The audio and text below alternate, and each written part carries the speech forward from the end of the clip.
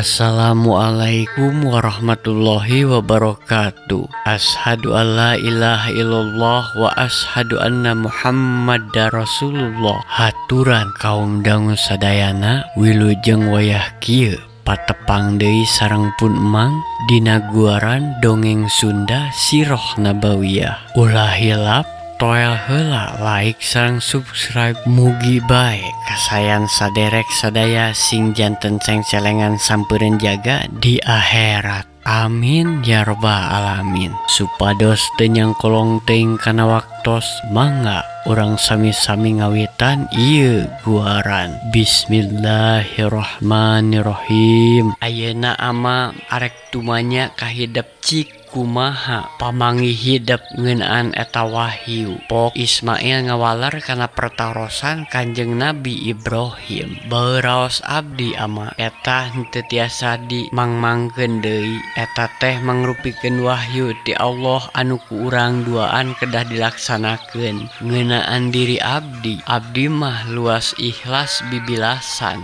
Margi abdi ukur makhluk ciptaana anu diayakeun ku mantena di alam dunia pikeun ibadah tur babakti ka mantena. Saena mah urang saenggana laksanakeun bae ama. Abdi ikhlas insyaallah baring supagi ama sareng abdi di kalanggengan bari semenakan abdi kagolong ka jalmi-jalmi anu soleh. Dawuhan Kanjeng Nabi Ibrahim hatur nuhun kasep ama regreg ngadenge kasanggupan hidep estuning tegang pati lali dunya dina raraganang tungkeun agama Allah.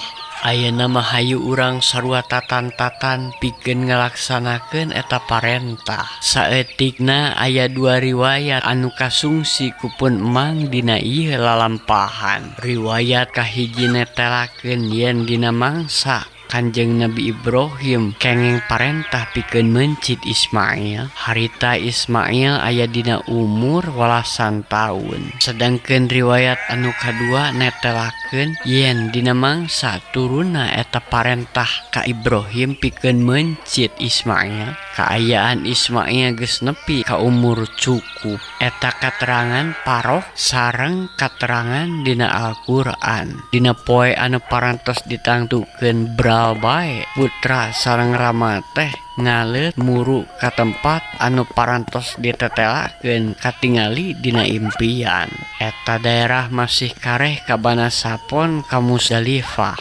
Pikeun pangeling-eling kana eta kajadian pamarentah Arab Saudi parantos ngadamel monumen di eta patempatan. Angin peuting anu tiis nyelecep kana sumsum balung bentang oge rapang narembongan sok sanajan ari bulan mah acan purnama. Dina mangsa kitu kabireungeuh aya dua jalma anu lempang kalayan antare muru ka hiji patempatan. Kuduanana kabireungeuh aya sora angin anu ngagelebug, anjing anu babaung tur tamanuk-manuk jurig di sarada. Tukung sirila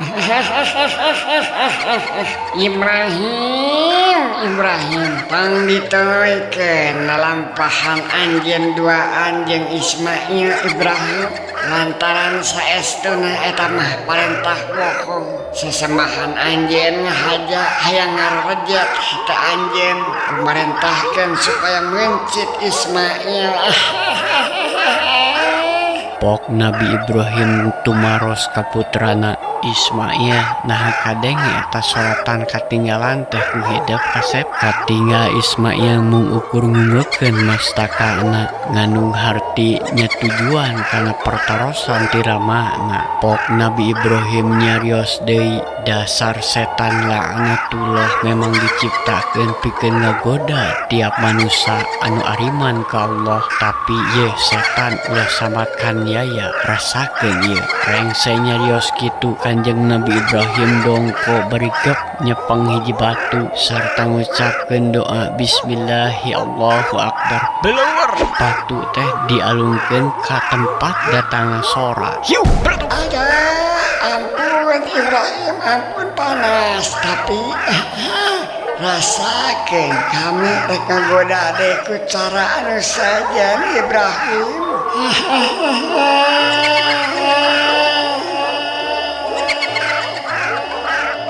males soratan ketinggalan teh sementara henteu kadangu deui tapi tegung silila mimiti kadenge deui aya soratan ketinggalan. Ibrahim, coba gunakan pikiran anjeun ngahati lebar ke eta budak anu sakitu kasepna.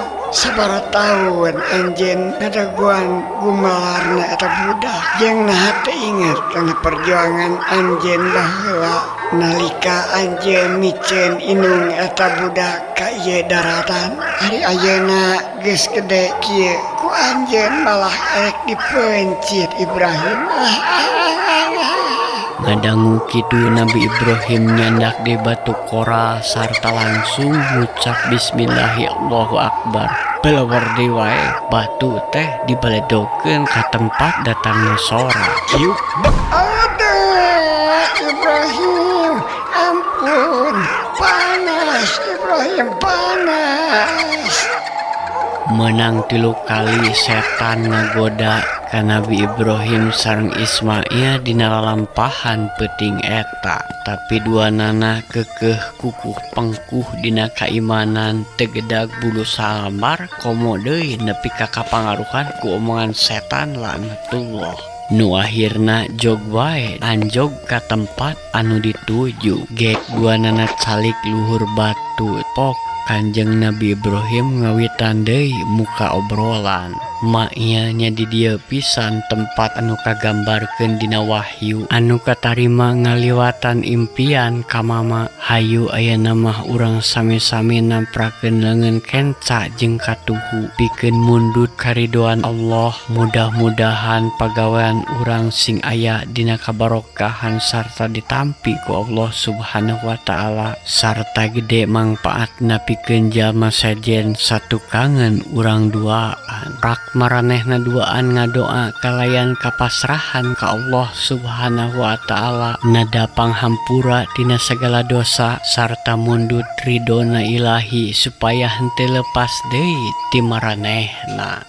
Sarengsena ngadoa kalayan lelei keudeuh pok Nabi Ibrahim tumaros ka putrana anu pamungkas. Dina emutan anjeunna bilih bae Ismail teh aya hiji hal anu teu acan kantos kadugikeun. Ismail ama geus percaya kana kateguhan hate hidup anu hamu bisa dionget-onget sok sanajan ku ombak lautan, tapi ama mah ngan ukur hayang nyaho naha aya amanat anu pamungkas ti hidup. Pok Ismail ngawaler sagala rupina tos jelas mugi-mugi bae ama ieu teh mangrupakeun pangorbanan anu pamungkas sarta ulah aya di parentah anu abot saatos ieu parentah pikeun umat saatosna urang ama. Lajeng Nabi Ibrahim nyinakelkeun Ismail dina batu. Nabi Ibrahim sat pedang sarta ngangkat ka luhur sirahna bari ngadoa Bismillahirrahmanirrahim.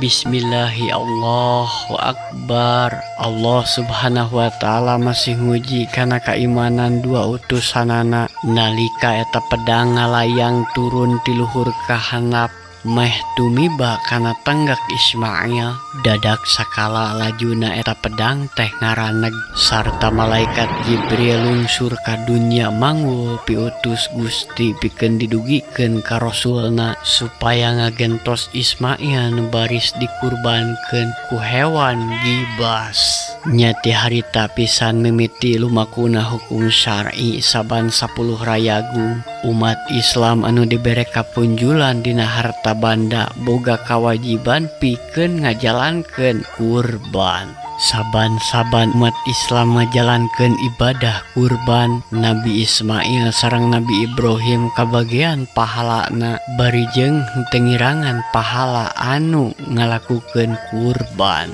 Eta teh lumaku pikeun jalma-jalma anu ngajalankeun ibadah jariyah satungtung alam dunya masih keneh gumelar. Heuleuh waktosna seep cagah urang teuneun dihaneulem hieum Sunda dihanjuang siang paragi nyokot ninggalkeun. Mangsa datang samper deui teh hilap pun emang nada agung cukup lumur jembar hapuntena boh bilih aya basa anu kirang merenah salami dipidangkeuna ieu rekaman. Pamungkas catur wabillahi taufik wal hidayah. Wassalamualaikum warahmatullahi wabarakatuh.